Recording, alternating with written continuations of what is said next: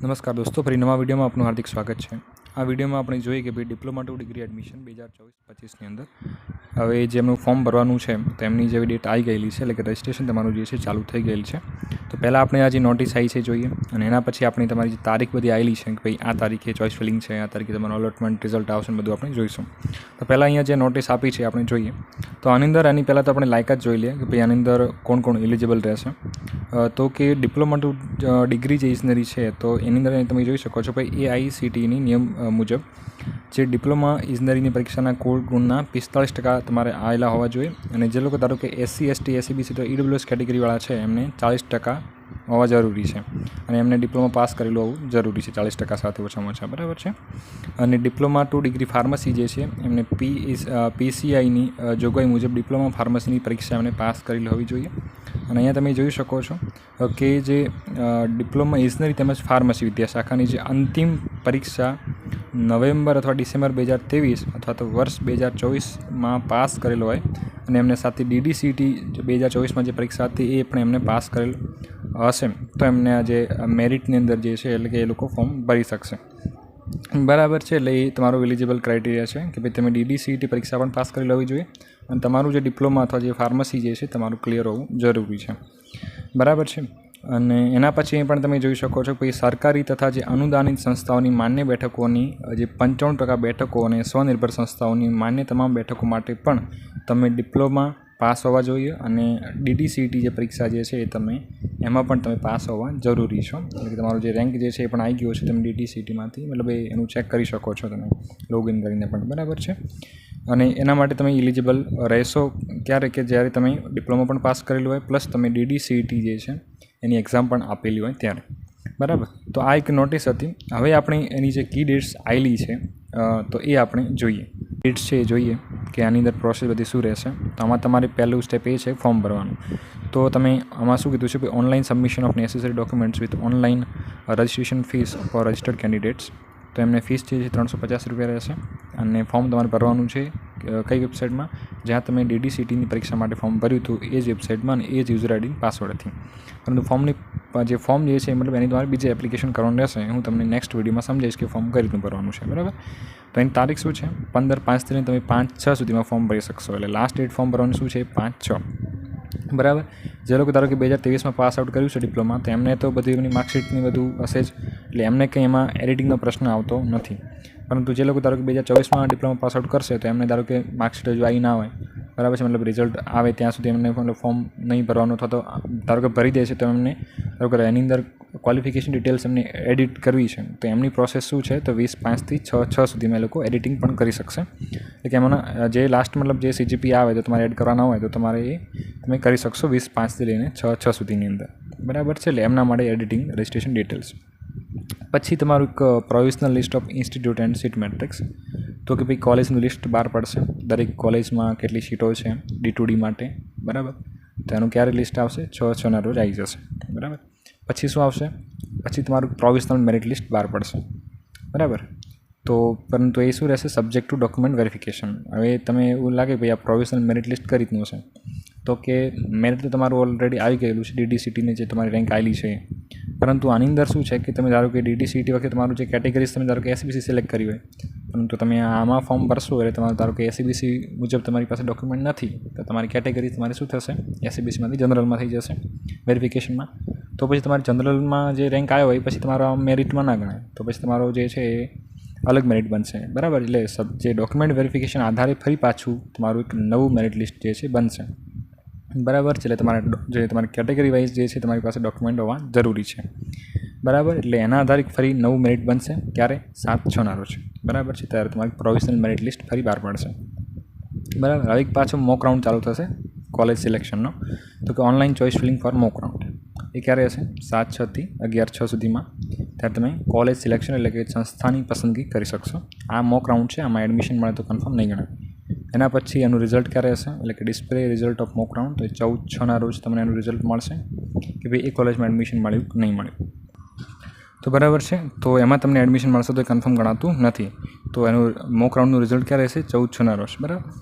એના પછીની પ્રોસેસ શું, એના પછી ફરી પાછું તમારું ફાઇનલ મેરિટ લિસ્ટ બહાર પડશે, એ પણ સબ્જેક્ટ ટુ ડોક્યુમેન્ટ વેરિફિકેશનના આધારે, બરાબર છે. તો એ ક્યારે બહાર પડશે? 14/6 રોજ બહાર પડશે. તમારું ફાઇનલ મેરિટ લિસ્ટ હશે. હવે એમાં કંઈ સુધારો થશે, મતલબ ચેન્જ નહીં થાય હવે, બરાબર. એના પછી શું રહેશે? હવે તમારો રાઉન્ડ 1 જે છે ચાલુ થશે, એટલે કે એકચ્યુઅલ જે રાઉન્ડ છે હવે ચાલુ થશે. ક્યારે? તો કે filling and alteration and blocking of choice by the candidates for actual admission. તો એ ક્યારે રાઉન્ડ 1 તમારું ક્યારે ચાલુ થશે? 14/6 થી 18/6 રોજ ચાલુ થશે. હવે આમાં જે તમે કોલેજ સિલેક્શન કરશો ને એમાં જો તમને એડમિશન મળશે એ તમારું કન્ફર્મ ગણાશે. તો એના માટે તમારે કોલેજ પસંદ ક્યારે કરવાની છે? 14/6 થી 18/6 સુધીમાં, બરાબર. હવે declaration of first allotment actual admission. હવે આનું રિઝલ્ટ ક્યારે મળશે? તો આનું રિઝલ્ટ તમને જે 21/6 રોજ મળી જશે આફ્ટર 2 PM, બરાબર. 2 વાગ્યા પછી 21/6 રોજ તમને એનું રિઝલ્ટ મળી જશે કે ભાઈ તમને એમાં એડમિશન મળ્યું કે નથી મળ્યું. હવે એને કન્ફર્મ કરવું છે તો કઈ રીતનું કરવાનું? તો કે એને online deposition of tuition fees and online generation of admission slip fees ભરવાની છે અને એડમિશન લેટર જે ડાઉનલોડ કરવાનો છે. ક્યારે? 21/6 થી 25/6 સુધીમાં, બરાબર છે. તમારું જેવું આનું જે એલોટમેન્ટ થઈ જાય છે, એટલે કે જેવું તમને રિઝલ્ટ આવી જાય 2 વાગે, તો એના પછી તમે 21/6 થી 25/6 સુધીમાં તમે એને ફીસ ભરીને કન્ફર્મ કરી શકશો, એનું એડમિશન લેટર ડાઉનલોડ કરી શકશો, બરાબર. હવે આગળની પ્રોસેસ શું? તો કે online admission cancellation for reshuffling round, બરાબર છે. એડમિશન કેન્સલ કરવું છે, એટલે કે એમાં ધારો કે મળ્યું છે, નથી જોઈતું તો ફીસ નહીં ભરવાની. માની લો રાઉન્ડ 2માં એપ્લાય કરવું છે તો પહેલાં ફીસ ભરી દેવાની, બરાબર છે. પછી રાઉન્ડ 2માં એપ્લાય કરવાનું. તો એની પ્રોસેસ ક્યારે રહેશે? બરાબર છે. એટલે ધારો કે એડમિશન કેન્સલ કરવું છે અને કન્ફર્મ કરવું છે, તો કન્ફર્મ કરવા માટે તો 21/6 થી લઈને 25/6 સુધીમાં, કેન્સલ કરવું છે તો 22/6 થી 26/6 સુધીમાં, બરાબર છે. ફીસ નહીં ભરો એટલે તમને એમાં એડમિશન તમારું ગણાશે નહીં, બરાબર છે. પછી display of vacancy seats after actual round, એટલે કે રાઉન્ડ 1 જે હાલ ચાલુ હતો એના પછી એડમિશન લીધા પછી કેટલી સીટો બાકી રહી છે જે તે કોલેજમાં, એની તમને PDF ક્યારે બહાર પડશે? તો એની 27/6 રોજ બહાર પડશે. ભાઈ રાઉન્ડ 1 પછી કેટલી સીટો બાકી રહી છે જે તે કોલેજમાં, તો એની ફરી PDF જે છે બહાર પડશે 27/6 રોજ. આ તમારે ખાસ જોવાની છે જેને ધારો કે રાઉન્ડ 2માં એપ્લાય કરવું હોય એમને. હવે આગળની પ્રોસેસ શું રહેશે? તો ફરી પાછી રાઉન્ડ 2 માટે તમારે શું કરવાનું રહેશે? ચોઇસ ફિલિંગ કરવાની રહેશે. તમારે ધારો કે રાઉન્ડ 1માં એડમિશન ના મળ્યું તો તમારે જે તે પસંદ કોલેજમાં મતલબ એડમિશન જોઈતું તેમાં ના મળ્યું તો ધારો કોઈ બીજી કોલેજ ચેન્જ કરવી છે, તમે રાઉન્ડ 2માં એપ્લાય કરી શકો છો, બરાબર છે. તો એની પ્રોસેસ છે 28/6 થી 2/7 સુધીમાં એ તમે રાઉન્ડ 2માં એપ્લાય કરી શકશો, બરાબર છે. પછી જે રાઉન્ડ 2નું રિઝલ્ટ હવે ક્યારે મળશે? તો કે ભાઈ declaration of result of reshuffling round, એટલે કે રાઉન્ડ 2 5/7 રોજ તમને એનું રિઝલ્ટ મળી જશે. ભાઈ તમને રાઉન્ડ 2માં એડમિશન મળ્યું કે નથી મળ્યું. પછી ધારો કે મળી ગયું તો એને પણ કન્ફર્મ કરવું પડશે, તો એના માટે ફીસ ભરવી પડશે. તો કે એના માટે પણ તમારે ફીસ ભરી અને એનું એડમિશન લેટર ડાઉનલોડ કરવાનું. ક્યારે? તારીખ આપેલી છે 5/7 થી 10/7 સુધીમાં. 5/7 થી 10/7 સુધીમાં તમે એને કન્ફર્મ કરી શકશો, બરાબર છે. એને કેન્સલ કરવું હોય તો તમે કેન્સલ કરી પણ શકો છો. તો એની તારીખ છે 6/7 થી 11/7 સુધીની અંદર, બરાબર છે. ફીસ નહીં ભરો તો કેન્સલ, બરાબર નહીં ગણાય, તમારું કન્ફર્મ ગણાશે નહીં એડમિશન. એટલે ફીસ નહીં ભરો તો તમને એડમિશન મળેલું છે એ પણ તમારું લાસ્ટ ડેટ પછી જે છે એ વ્યર્થ જશે, બરાબર. એના પછી જે રિસપ્લિંગ રાઉન્ડ છે, એટલે કે રાઉન્ડ 2 પછી કેટલી સીટો બાકી રહી તો એનો PDF ક્યારે બહાર પડશે એની?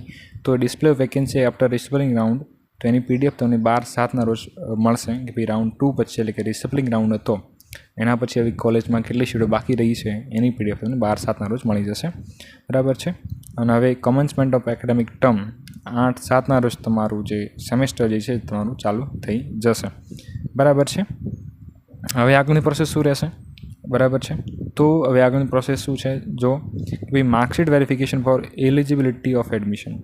હવે તમે જે માર્કશીટ અપલોડ કરી છે હવે તમારી ચેક થશે 11/7 થી 20/7 સુધીમાં, બરાબર છે. અને declaration of disqualified candidates after marksheet verification. ધારો કે જેમની માર્કશીટમાં કંઈ પ્રોબ્લેમ આવ્યો, ડિસ્ક્વોલિફાઈ થયા, બરાબર છે, તો એનું ક્યારે ખબર પડશે? એની PDF બહાર આવશે તો એ 25/7 રોજ આવશે, બરાબર છે. અને declaration of vacant seat due to non eligibility અથવા કેન્સલેશન. હવે ધારો કે માની લો કોઈ એવું વેરિફિકેશનમાં કોઈક એવું મતલબ એમનો પ્રોબ્લેમ આવી ગયો, બરાબર છે, અમુક ડિસ્ક્વોલિફાઈ થઈ ગયા, તો એના પછી પણ જે સીટો બાકી રહેશે એની PDF તમને 30/7 રોજ મળી જશે. તો આટલી પ્રોસેસ તમારી રહેશે. રાઉન્ડ 1ની રાઉન્ડ 2 ક્યારે હશે એ, બરાબર છે. રાઉન્ડ 1 પછી રાઉન્ડ 2 હશે.